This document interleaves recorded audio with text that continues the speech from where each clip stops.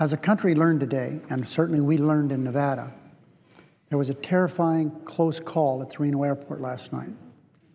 It's a miracle that everyone is okay today. We're grateful that they are. This is what happened. Only one air traffic controller was in the tower during last night's overnight shift. A medical aircraft carrying a critically ill passenger couldn't land because the controller fell asleep. He fell asleep on the job. We now know that the pilot circled several times. We now know that he tried to call the tower not once, not twice, but 7 times. The controller slept through every one of these calls.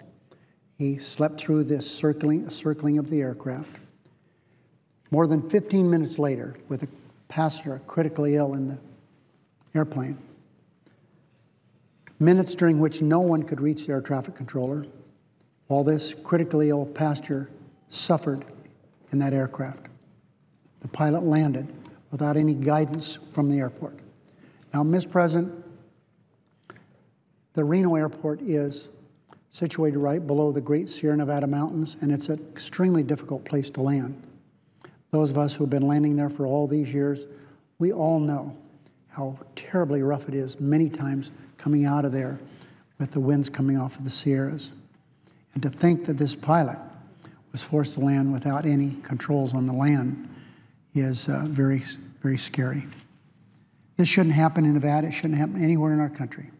It shouldn't happen in any airplane. And it certainly shouldn't happen in an air ambulance or to an air ambulance. I spoke just a short time ago with Secretary of Transportation Ray LaHood.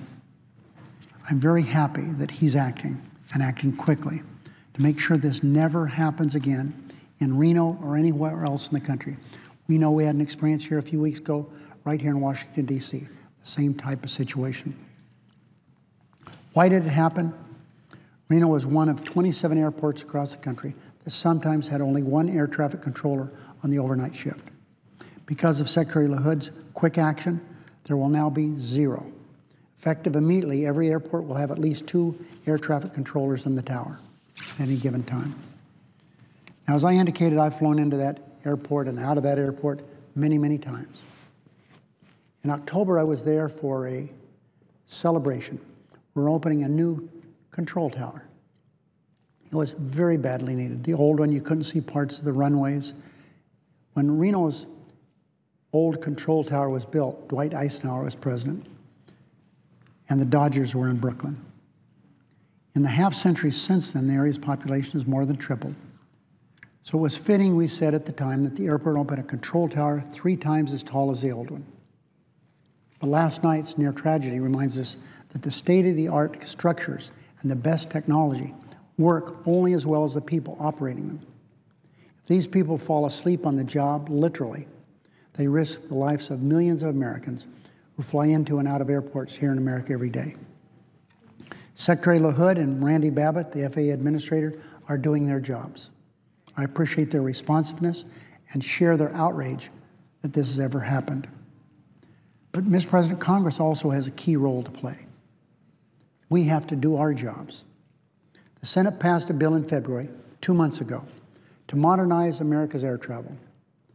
We save or create with that legislation 280,000 jobs. It would improve aviation safety and protect travelers, and that's an understatement. It would even help reduce delays, improve access to rural communities, and it would do all this while creating jobs. The Republican House also passed a companion bill just a few days ago. But the House bill is almost the opposite of ours. It's dangerous. It doesn't protect passengers, it imperils passengers. The Republican bill, we got it from the House, would cut the modern navigation systems at our nation's airport. It's hard to comprehend an FAA bill, which we've had to give short-term extensions to, I don't know exactly the number of times, but like 14 different times. Now we're going to try to pass a bill that doesn't modernize our navigation systems at our airports. That would be wrong.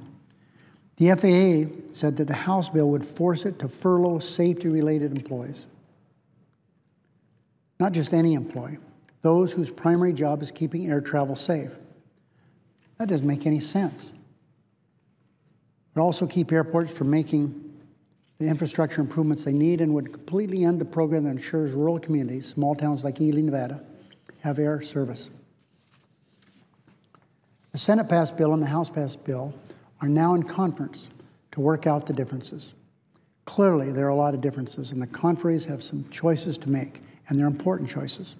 But they need to make them quickly so that both houses can pass this bill and send it to the President, and do it quickly. Mr. President, this bill passed here on a huge bipartisan vote. So again, we're grateful that everyone in Reno is okay, but the next time we may not be so fortunate.